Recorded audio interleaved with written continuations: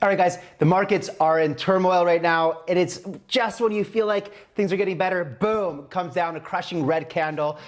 In this video, we're gonna bring on Coach K. He's gonna tell us how to navigate these markets, show you a little bit of technical analysis since that's not my game. And finally, at the very end, we're gonna go over strategies, so make sure you watch until the very end, guys. Make sure that you don't forget to like, subscribe, and comment below. It really helps me a lot. Let's get into it. All right, Coach, welcome to the stream, brother. How's it going? It's going good. Just gonna chuck these bad boys on so I can see the market clearly. Oh shit, you got mine too. Let's throw them on, man. Coach got me some shades for my birthday. Yeah, baby. What's going on with the market? A lot of times we talk about, last week or the week before, we talked about how people are going on vacation. So everyone's right now on vacation. They're all basically focusing their time and their energy on getting Christmas gifts, going on wherever they're going to travel to for the first time in 2 years, whether it's to see family or just to go on a vacation. And I think people just want to relax. And so you see people profit take, and you see people do that not aggressively, but people are taking some money out and going to leave the market so they don't have to really worry about it over the holidays. And right now we're kind of in this limbo period where I do believe we're just going to go sideways, maybe a little bit down a little bit, but not really see like a huge bearish movement right now because everyone's not really trading. I know for me, myself personally, in about a week from now, I'm not going to be trading anymore for like 2 weeks. I think a lot of other big traders are also going to be taking some time off. And so this is a very normal part of the market now in the cycle where everyone's kind of going to relax. There might be some whales that play games, and you'll see a lot of chop happening, and chop basically means we'll go up a bit, a few $1,000s. People think it's bullish that are spending the time to actually care. And then, they'll see that those whales are just baiting them to take some extra profits over the holidays, while the really big players like the funds and stuff aren't really focused on trading. And that's likely what's going to be happening right now. And I kind of expected this to happen, especially after that super big dump. I thought we would revisit that low around 42, 43. And so I'm just kind of patiently waiting for that to happen again, sitting with beautiful buy orders at those levels, because if it happens and we're lucky to get those levels again, I'm going to be buying them up because I personally, and I know Willie Woo, I've been reading his stuff recently. A lot of people are feeling like this is kind of just a lull before the bigger movement, and it's likely going to come in Q1, and it might come, actually, a lot of people aren't thinking about this, with a spot ETF approval from the SEC. Why is that different from derivatives? Well, derivative is like you watch the price and you're like, I think the price is going to go higher. You don't have to actually buy the asset. So you don't have to buy Bitcoin. So you're like, I think it's going to go higher. And you just make your bet basically that it's going to go higher. Or I think Bitcoin is going to go lower. And you make your bets on if it's going to go lower. So you're trading against or with the market based off which trend you think it's going to go towards. When you actually have a spot ETF, how it works is they actually have to go out, physically purchase real Bitcoin, and then trade real Bitcoin, not trade a derivative or basically like it's basically like a copied version of Bitcoin, but it's not actually holding it. So it doesn't move the market either direction at all. You can push it down with derivatives a little bit. We've seen that by dumping it super hard and causing leverage cascades. But in general, the spot market is really what tells us what the price of Bitcoin really is. And when that happens, I believe that there's a lot of funds that aren't MicroStrategy. There's a lot of companies that aren't MicroStrategy that are out there going, we want to buy Bitcoin, but we're not allowed to. I don't think people don't understand the regulatory landscape of US companies that want to buy Bitcoin. A lot of them, they can't. They're not allowed to. There's a regulatory oversight and a regulatory scrutiny for a lot of them. And so they just stay away from it. I think once we see the spot ETF approved, you're going to see a lot of influx, even from smaller businesses buying Bitcoin for the first time. And they might not buy a ton at the start, which is what we saw, in 2018, where they approved the CME futures. But I think we're going to start to see them slowly accumulate, and that will probably drive the price higher, which will continue the market into probably Q2, where we would potentially see, the turnaround point. But the one thing that we all understand is the U.S. Is in a really bad spot. The world's in a bad spot. U.S. are borrowing like $3 trillion more than they actually are. They're making. So anyone who runs a business knows that if your burn rate is 100 grand and you're only making 50, you're probably going to lose a lot of money and you're probably not going to be able to sustain yourself over a long period of time. The US has been doing this forever. What, real quick though, what leads you to believe that we're going to get a ETF? I just feel like everything is lined up really nicely. All of these recent meetings within Congress and stuff where they had, Sam and everyone come in and talk. I think they're trying to build up the idea of the US are going to be left behind. Everyone knows the US are just going to be left behind. Everyone's going to move. They're going to go out and the US are going to become the third world country from the first world country. And it'll be a huge, like, oh my God, kind of like China, how they were before to where they are now. But the opposite, the US are going to go backwards. And I feel like that's what's happening right now. China did this with gold to silver. Everyone went to gold. They stayed with silver. They got wrecked super badly. This is what led to Mao. This would led to huge amounts of famine and so many other problems. So I think the US are looking at this going, the smart people in the US are like, we don't want to miss this opportunity. We want to just figure out how to actually work with the crypto market because they can see that printing money is eventually going to cause more and more problems. Inflation rates are at the highest levels. I don't think they've ever been this high in the US since since pretty much the 90s or even before that in 1930s. I'm not too sure of the actual numbers, but 7% is an insane amount of inflation, even for the United States. Yeah.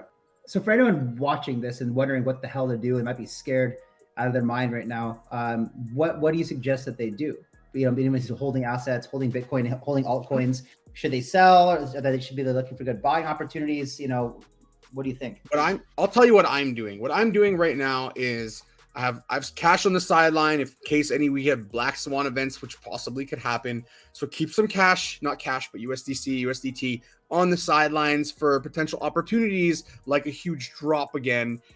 Those will always present you with great opportunities. We see a huge cascade like we saw earlier when I called that like a couple hours before. I didn't think that was going to actually happen, but it did. So you kind of like look at those zones that I had on my chart. We'll look at that chart again. And those are the zones you kind of just sit and you're like, all right, I have all this US dollars that are sitting there. I'm just going to put some buy orders in those areas. I've already done that personally. I've done that for ETH. I've done that for Bitcoin. I think those are two of the assets that are Let's pull that up so people can see what you're talking about. Yeah, absolutely. So we talked about this cascade, but I talked about it right around 52. So it's right around here. And I was on the weekend and I said, yeah, I really see there's a couple demand zones. The first one was right here at 50. And the real demand zone was right down here. So what ends up normally happening when you drop and wick down to these levels way down, it actually went all the way down to 41.9, I believe it is. So this went really, really low, 42,000 exactly on Binance. We look at it the spot market too. So this is the real true value of Bitcoin. What usually happens is we come up, we retest, right? And then we come back down. So I've been waiting for it to kind of just come down. I'm being very patient with this. I don't care if it happens today, tomorrow, next week. The best traders just have a plan and they stick to it. If it doesn't work out, it's totally okay if it doesn't work out. If I'm wrong, I don't care. I mean, I don't take emotions into check. I go, okay, it comes to this area, I'm going to buy it. If it doesn't, cool. I'll look for another opportunity to buy. That's my personal opinion. But what I have right now is a scaled in order around these levels that we came down to before, because it's likely, like I drew on my chart a week ago, that we're likely going to come retest, which we did already, and then we're likely going to come back into this zone. Now, we might kind of falter and come back one more time before we dip, but if that happens, it's just a great opportunity. Look at those as opportunities to buy potentially if you're someone who is looking for those things. I'm personally not going to tell you what to do with your money, but we do see that there's these wicks down here from the past. So it could come up to these levels, right to these levels again, and then reject and go lower. So we just have to be patient right now. The market doesn't have a lot of volume. The volume's kind of tapered off a little bit as well. And so we're looking for volume. We're looking for something to happen right now. But honestly, people are going on vacation. So what you're going to see is something that happened like we had back here, where it keeps coming higher and drops down. We kind of get like these new lows. We come down to these lows down here and it revisit those lows like I'm expecting here. So we came up, we came down. We're likely going to come down to these lows potentially again at some point and revisit this $40,000, $44,000, $45,000 range. And that would be totally healthy, to be honest. Don't be scared from that. I showed a chart on my posted on my Twitter. It was the 2016-17 bull run, and how I think we had like 5 major corrections along the way, each between like a 32 to 38% pullback, and they lasted anywhere between like 5 to I think 40 days or something like that. So I think that a 38% correction from 69,000 puts you in the $42,000 range.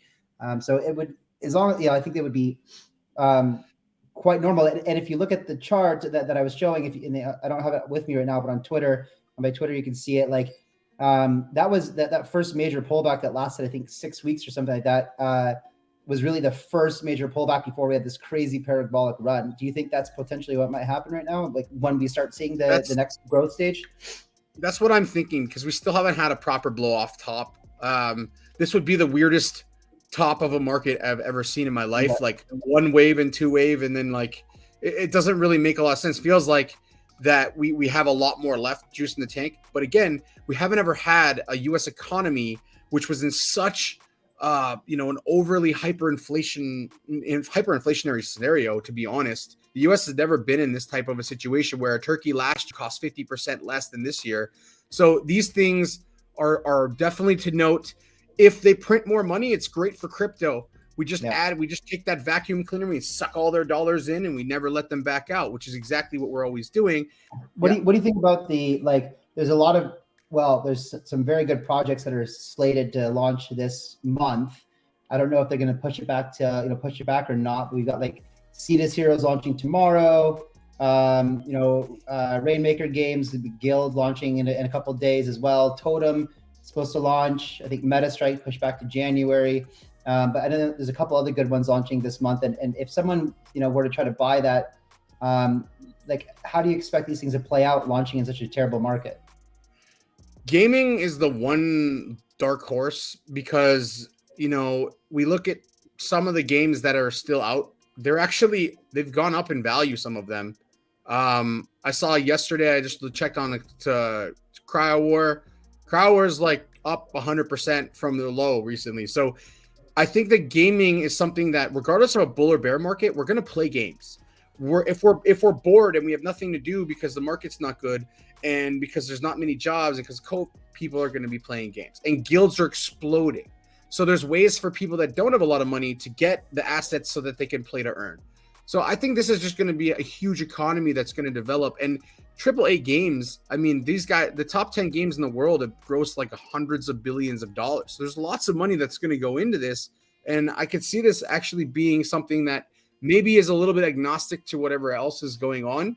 But at the same time, yes, I think some of the games that are maybe not as sexy or fun to play, things like Axie, they might actually get hurt because the new games coming out are much more fun to play. There's better games coming out. So I think that if you're in the old stuff and if you actually played it yourself and you were like, this is kind of dumb, or like, it's okay, you're probably going to want to play Cetus Heroes. You're probably going to want to play, other games like Star Atlas and stuff like that come out and they're actually more fun. Obviously Star Atlas isn't out yet, but things that you can actually play. Star Atlas is supposed to launch their mini game, I think, here any day now. Awesome. So things that we can actually touch, feel, play, and use, I think those are all going to be okay, even if we go into a bear market. What's the takeaway from this as far as, one, you think people should pretty much be waiting on the sidelines for some big dips? I think you said the dipping point, like where for Bitcoin was like right on 42 to 43, 44K, something like that. Yeah. Anywhere between 42 and 44 is areas that I'll be buying personally. I don't think it will go all the way to the same low. If it breaks down below this wick, guys, get the out of the market seriously, because it will go much lower than that. Very likely. Where's the bottom of that wick? So that bottom of the wick on this one is 42. If we break below, and that means we close, meaning the candle doesn't have a wick and then comes back and closes up here. So how candles close is where the actual body is. If the body of the candle closes below this level, we are definitely going much lower. And the much lower area is likely in the 30s. So that's not to scare you. It's just to read and react. Okay. It's like football when I played. when we get to those levels, if we get to 43, 42, 43,000 and we bounce from there, it's exactly what I'm showing in my chart. I think we're going to go back towards 58. If we lose this level right here, we're likely going to see us drop down to 39. And I don't think we'll hold 39. I think we'll go towards our lows from way before when we were talking in the 30K range. So I don't think that's likely to happen, but it's something that if you know it could happen and you know what to think about before it happens, that you would cut your loss there and you would wait to buy down here potentially. So it's just something to think about. So what I would do personally is watch the markets, read and react, know what the potential possibilities could be, because these are possibilities and they're good opportunities as well, but also know where to cut your losses. So on Bitcoin, if it goes below and we close below 42, it's probably an area you want to cut your losses. Maybe you'll wait to 40 and be like, maybe it will bounce here. Okay. But these are things that I'm going to personally do. I'm going to cut in my losses at 42. Underneath 42, I think we'll go much lower. And then I think Q1, we're probably going to get surprised with this Bitcoin ETF that's spot. And the spot ETF will lead us to new highs if that happens. Amazing. All right, Coach. Thanks, brother. All right, guys. Thank you for tuning in. Catch you on the next one. Bye-bye. Peace.